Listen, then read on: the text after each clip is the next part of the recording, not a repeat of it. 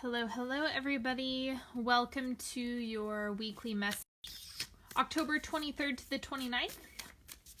So I have a new deck that I haven't used before. It's the Affirmators family. I'm just going to be playing around with some new decks and just going with the flow. I have a lot of decks out today. I think I'm just excited to be back and diving into all this. So let's go ahead. I'm just giving these a quick shuffle while some people are hopping on. Happy Monday, everybody, if you're watching this on a Monday. Okay, so I'm going to start with the Witchling deck. Haven't used this one in just a minute. So first thing coming up this week is protection. To keep uninvited energy out. Sorry if it's a bit out of focus. I don't know what's going on with this right now. So the deal is, by protecting your energy, you're going to have more energy available for yourself. So don't underestimate the value of that. It's going to be a good week to just like focus on boundaries, figure out, you know, what's working and what's not. In terms of keeping your energy safe and healthy and aligned with you. And then I'm going to pull an Affirmators family card. And I want to be really clear that this is however you define family. The messages in this are really, really cute. So let's see what's coming up for this week. Gentle reminders. I empower myself to advocate for my feelings, my well-being, and my all-around mental health. When gently and impressively lightheartedly remind them that that isn't my particular cup of tea. Then I can make them a nice jasmine chai so they can taste the difference. Okay, so this, is definitely about boundaries. The protection card that we have up here. So it's all about keeping your energy. And regardless, just because people are related to you or you have family or people that you're close to, boundaries. Okay, I would actually argue that family is more of a reason to have and set boundaries, especially if you have a lot of codependence in the family, if you have a toxic family. Hello to everybody who has a toxic family. So just remind yourself that it's safe for you to set boundaries and it's safe for you to command respect, no matter how related you are to somebody. The animal for the week, we have octopus. So I love this card. This is reminding you to kind of go with the flow, be willing to adapt this week. And what that is you might be having a lot of kind of psychic revelations coming up as we shift into Scorpio season. I believe the sun moves into Scorpio tomorrow, the 23rd. So it's a really great time to just kind of turn inward and focus on whatever it is that's needing to come up. We have a lot of action going on in Scorpio. So I think that's why the octopus card is coming up, and it's all about kind of going down into the depths of all the unexplored places and just being willing to shift as you go. And then I'm just going to do kind of a free-flowing spread today. I'm not doing another Celtic cross since I did 2 of those these past weeks. Let's see what's coming up first. We have 4 of bells. So this is technically the 4 of swords. God, why will this not focus? Okay. With, again, Scorpio season, the change of seasons as the sun moves. It's going to be a time to rest. Take it easy. Don't push yourself too hard this week. It's okay to just take a moment to integrate everything that you've learned over Libra season. And then we also have Dreamer of Candles. So it looks like it's going to be a pretty airy week in terms of thoughts and ideas and inspiration. I think you might be feeling like there's a lot of things that you have ideas about what you want to take action on. And so that's what is helping you this week, is just the because even though this is technically a fire card, there's a huge air about my camera. I don't know why it's not focusing. And it's just capitalize on the inspiration that you're getting, and remember that sometimes you need to slow down so that you can figure out your next steps. You know, slow down, take time to rest so that you can kind of recalibrate yourself, and then that's the space where you can take action, because Dreamer is very much about fun. So that's why this is coming up, is like take time to integrate that and then take action. And then we also have the Visionary. Yep, it's all about planning, you know, and then we also have a reference to the third eye. Super psychic week, super intuitive week. You might find that there's a lot that you're seeing and feeling for yourself that may have been dormant or unexplored in the past that's now coming up for you. So it's, you know, use it to your advantage. And I think that you're really going to be able to start pulling together some good plans for yourself, whatever it is that you're wanting to make happen. It just looks like it's all kind of coming together, and you're really beginning to see how things are playing out. And then we also have Six of Bells, so forward motion into a brighter future. This is very much about things improving. It's kind of like, I like this card because it really shows like how you're moving, how you're moving through the storm, right? Like there's a break in the clouds, there's a break in the energy, and you're kind of sailing towards that. So I really like seeing that for everybody. That looks good. Even if you can't see it yet, even if it doesn't come up this week, you have to put your faith in this somehow. Like, and remember that if you're chronically running the story, nothing's ever going to work out. This isn't, you know, this doesn't, or everything falls apart. If you're constantly affirming that, then don't forget you're going to be met with that energy. So if you're kind of experiencing resistance to me saying things are improving, then where is that story coming from? You know, is there something about you wanting to dress rehearse tragedy in order to prepare yourself? Like, is that what's happening for you? Just get curious with it. You don't need to judge the thoughts. Just remind yourself that that is having an influence over your life. It's kind of like if you carry the gray cloud around with you, then it's going to rain everywhere you go. All right, and then let's see what's shifting out for you this week.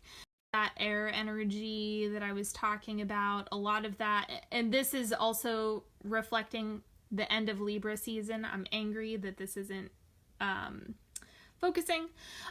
So it's just kind of like you've been in your head a lot, and that's coming to an end. It's like now you're starting to integrate more of the emotional aspect and the application of all the ideas and inspiration that you've had, all of the nuanced ideas and realizations that you've had over the past month or so. That's kind of shifting out, and you're kind of moving towards the application of it. The oncoming energy is the Fool, doing something differently, starting fresh, kind of like that new beginning. Even if you don't feel that way, or you think that things are just continuing, it's happening kind of whether you like it or not, or you're being given an opportunity to engage in this. It's kind of like if you've recognized a pattern or something that you've been engaging in for a long time, you're being given a clean slate with this. So just take advantage of it if you can. Or every day you have an opportunity to start fresh. You have an opportunity to engage in the Fool, even if things are carrying over from the past. But remember that your actions, your attitude, you can decide to do things differently. So don't underestimate yourself. You're a powerful person. You're a powerful being. So let yourself harness that for the better. And then King of Arrows is all of that. Map over thoughts is coming up. So your thoughts are creating your reality, and I think that that's been highlighted to you more than you probably more than you're comfortable with, right? It's not always comfortable to admit that you are in control, that you do have a certain amount of power, not over circumstances. Don't get it twisted, please. You don't have control over circumstances. You do have control over your response. You have control over the changes that you make.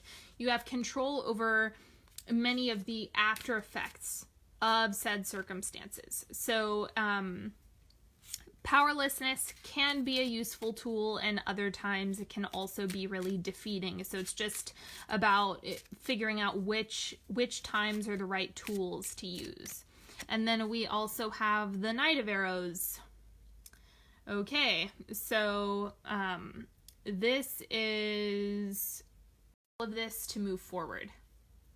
Not letting this be a block or be something that prevents you from getting to where you want to go. Use this as fuel. Use this week all of the ideas, because you're integrating all of them. And remember that if you realize something isn't working, if you realize something is holding you back, if you realize you can make a change, use it. Like, that is the biggest gift you're being given this week, especially with Scorpio season. So that is what's coming up right now with all of this. And then I'm gonna pull some of these cards. I might get, oh yeah, I'll use this deck for the 3-card pick. I'll use a Paulina Cassidy deck. But I wanted to pull some oracle cards for this week. These are just general for everybody. First thing, spirits to guide you. Again, like, that Scorpio energy is gonna be like really in your face. Spirits to guide you, it's just reflecting, one, that there's a larger thing at work here. There's a larger thing that's supporting you at this time. That's why I'm encouraging you to really keep the faith during this week. That's going to be an important piece for this. And then also, you know, your higher self is really supporting you. You have a lot of guidance around you. Okay, pay attention to your body, pay attention to your intuitive hits, pay attention to what you're recognizing for yourself. And then we have the All-Knower. Okay, are you gonna... Thank you. This is just about the answers that you want. The answers that you need are already available.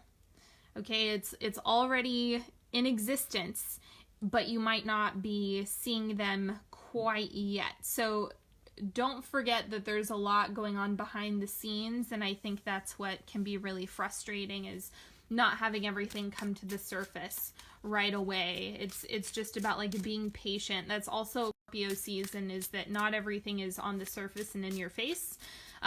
It might feel that way, but a lot of the information is coming from an internal space. And then make it look like the Knight. I would say that if you're looking for a tool this week, focusing on the yin yoga, slow moving, not exercising things that are really high intensity. This goes along with the 4 of Bells. Being a little bit slower, calmer, taking really good care of your body, and just being present with yourself is going to be the best course of action. Okay, and then the Sword. this is kind of like the completion of ideas and inspiration again, but that's is like, what have you learned? This is going to be the time to reflect on all of the things that you've learned, all the wisdom that you've gained, all the insight that you have, and how you're using that at this point in time. And so let it be something that supports you. Okay, and then I'm going to pull a few of the Sovereign Oracle cards. Don't forget that these cards have a few different phrases, so just pay attention to the one that sticks out to you the most, and that is what your intuition is reminding you of. Okay, so foundation, lay the concrete first. Establish patterns, create coherency and stability. Know that you deserve sustainability, allow it in. Like, would you like to focus? No? Okay. So foundation, first thing coming up, and then we have devotion. Look at upcoming efforts through the eyes of your soul, dependent on it. Apply yourself to a sacred passion with consistent presence. Okay, so taking the visionary card that I've pulled, it really is about like just making a commitment to yourself. That's one of the biggest things that you can do, is not getting sidetracked, but really making a commitment to something that you want to do in the next month, 6 months, year, whatever, however far out you want to plan. It's going to be different for everybody, but just being committed to yourself. And then we also have feedback. Ask trusted partners for input. Be discerning. Filter out the signal from the noise. Give input in a loving manner with the intention of highest good for all. So this is about giving and receiving feedback. And one of the biggest things that I like to remind people is that if you are going to ask for feedback or insight or wisdom from somebody, make sure that they have or are experienced in that thing that you're asking about, right? So it's kind of like, if I wouldn't recommend going to like somebody who is in a really toxic, dysfunctional relationship that's really, really unhealthy for relationship advice, because they're, especially if they're buying into a lot of the delusions that are around them, you know, that would be a really hard person to get clear feedback and information from. So just check your sources, check the quality of the experiences that the people you're getting feedback from are having, and that's going to be a big help. And then openness, relax, willing to see a new perspective. Don't overplan, leave room for the magic to breathe. So word popping up, but leaving a little bit of wiggle room, not getting too rigid in the planning is the secret to things unfolding organically and effortlessly, and for the solutions, the right opportunities to appear. So let yourself be surprised by this week. Okay. Now we're going to do a 3-card pick. So for general advice, you can ask a specific question, whatever it is that you are wanting to do with these. They're just for you. Let's go ahead and get into it. First thing coming up. Card number 1, 10 of Swords, release, let it go. Things are probably starting to break down, although I don't think that this is something that is going to be, I don't think it's going to be loud. I think this is more of an internal realization of, oh yeah, I need to let go of that. Oh yeah, that's coming to an end. Oh yeah, this isn't working anymore. Not the most comfortable, but this is necessary. You have to be open to this in order to let something better in. Card number 2, we have the Queen of Wands. What are you feeding with your energy right now? What is your priority? And is your energetic investment a reflection of what you want to grow? That's what the Queen of Wands is really good at. Saying, hey, this is where I want to pour myself into, or this is, and taking action. So it's about applied effort and energy. That's the secret sauce for you this week, or about whatever it is that you're asking about. And the Knight of Wands. So I think this is you getting a little pick-me-up, especially if you take advantage of like taking a few rest days. It's going to be this huge, it's going to give you a lot of breathing room to just propel yourself forward in all the right directions and all the different areas that you want to expand. So that looks really good. I think that, you know, with the full moon and the everything that we have coming up this week, it just looks like it's going to give you that surge of energy that you need. So that looks really good, and that is all that I have for you this week, everybody. Don't forget, it is the last week to get my normal rate on tarot spreads before they go up, or my current rate, I should say, before they go up on November 1st. So you have a little over a week if you're watching this on Monday. So you are welcome to go to onyxhealing.com, or if you're watching on YouTube, you can check out the description box, has all the links there. And I hope you all have a wonderful, wonderful week. I hope you have a good full moon. Don't forget, you can watch the full moon in Taurus video if you haven't already. That's on Facebook and YouTube. And I will see you all next time. Have a good one, everybody. Bye-bye.